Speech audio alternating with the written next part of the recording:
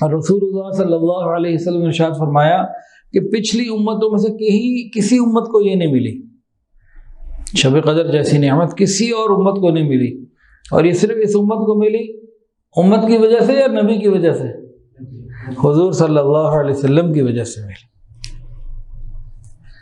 نبی علیہ الصلوۃ والسلام نے ایک مجاہد کا ذکر کیا جو گزشتہ امتوں میں تھا، 1000 سال تک وہ جہاد کرتا رہا، ہتھیار نہیں اتارے۔ صحابہ کرام بڑے حیران ہوئے اور ان کے دل میں کیا خیال پیدا ہوا؟ ہم ایسی بات سن لیتے ہیں تو ہم حیران تو ہوتے ہیں، اچھا 1000 سال، لیکن ان کے دل میں کیا خیال پیدا ہوا کہ ہماری تو عمریں تھوڑی ہیں، ہم تو اس کے ثواب تک پہنچ ہی نہیں سکتے، ہمارا کیا بنے گا؟ تو پھر اللہ رب العزت نے مہربانی فرمائی اور نبی علیہ الصلوۃ والسلام کے ان پیارے صحابہ کے دل کے غم کو اور دل کی فکر کو سامنے رکھتے ہوئے شب قدر کی ایک ایسی رات عطا فرما دی کہ جس کی ایک رات کی عبادت اس مجاہد کے 1000 سال کے مقابلے پہ ہماری امت کے لیے بھی پوری ہو جائے۔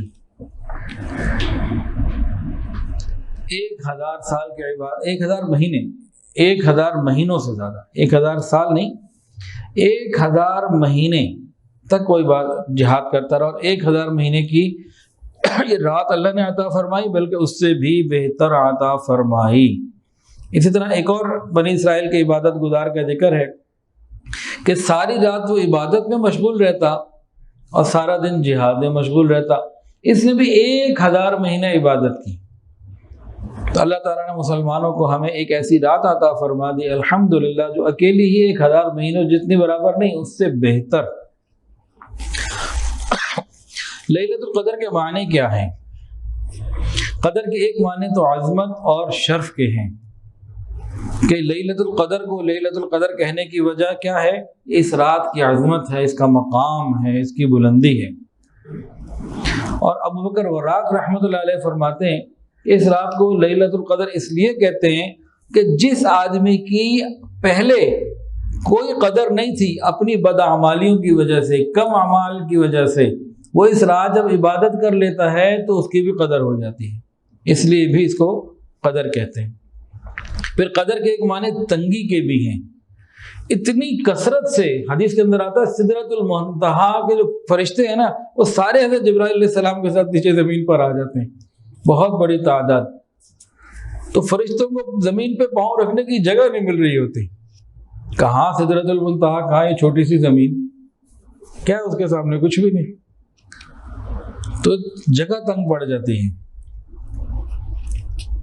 اور قدر کے ایک معنی تقدیر اور حکم کے بھی آتے ہیں کہ اس رات فرشتوں کو نا ڈیوٹیز دے دی جاتی ہیں اگلے سال تک کی، کس نے مرنا ہے، کس نے حج کرنا ہے، کس کے ہاں بچہ ہونا ہے، کس کے ہاں کیا ہونا ہے، ساری تفصیلات جو لوح محفوظ پہ پہلے سے ہیں وہ دے دی جاتی ہیں۔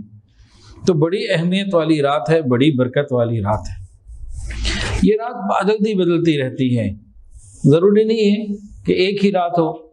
حدیث کے اندر آتا ہے پورے رمضان کی کوئی رات ہو سکتی ہے، آخری عشرے کی کوئی رات ہو سکتی ہے، اور شارٹ کر کے آپ بتایا کہ آخری عشرے کی طاق راتوں میں سے کوئی ایک رات ہو سکتی ہے۔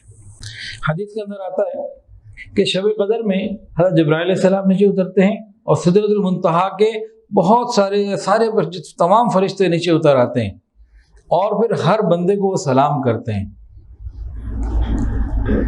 آمین کہتے ہیں دعاؤں کے اوپر، سوائے ان لوگوں کو جو شراب پینے والا ہو یا سور کا گوشت کھانے والا ہو، ان لوگوں کی طرف وہ متوجہ نہیں ہوتے۔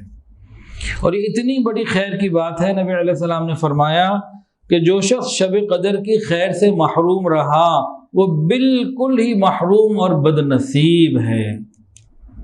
تو فرشتے یعنی حضرت جبرائیل علیہ السلام آتے ہیں۔ یہ رات کیا ہے؟ سلام۔ اس رات میں سلامتی ہی سلامتی ہے، شر کا کوئی وجود ہی نہیں۔ اور یہ شب قدر جو ہے نا، اس میں لوگ پریشان ہو جاتے ہیں کہ جی پاکستان میں کوئی اور بنگلہ دیش میں کوئی اور سعودی عرب میں کوئی اور، تو بھئی یہ تو اللہ کی مرضی ہے، جہاں یہ مختلف تبدیلی ہوتی رہتی ہے، اس کے اوپر ہمیں پریشان ہونے کی ضرورت نہیں ہے۔ حدیث سنیے،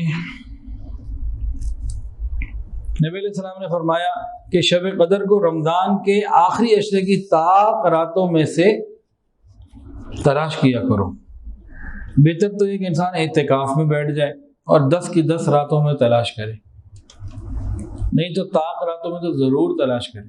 ایک آدمی ایسا جو اعتکاف میں نہیں بیٹھ پا رہا، اس کو چاہیے کہ وہ ان 5 راتوں میں مسجد میں جا کے یا گھر میں ہی کہیں نہ کہیں عبادت میں اپنے آپ کو لگائے رکھے۔ فضیلت کیا ملے گی؟ سنیے، نبی علیہ السلام نے فرمایا جس نے شب قدر میں حالت ایمان میں ثواب حاصل کرنے کی نیت اور ارادے کے ساتھ عبادت کی، اس کے پچھلے سارے گناہ معاف ہو جاتے ہیں، سارے گناہ معاف ہو جائے، غفر لہ ما تقدم من ذنبہ۔ اور نبی علیہ السلام نے فرمایا جس نے ایمان کی حالت میں ثواب حاصل کرنے کی نیت سے رمضان المبارک کے سارے روزے رکھے، اس کے بھی سابقہ سارے گناہ معاف ہو جائے۔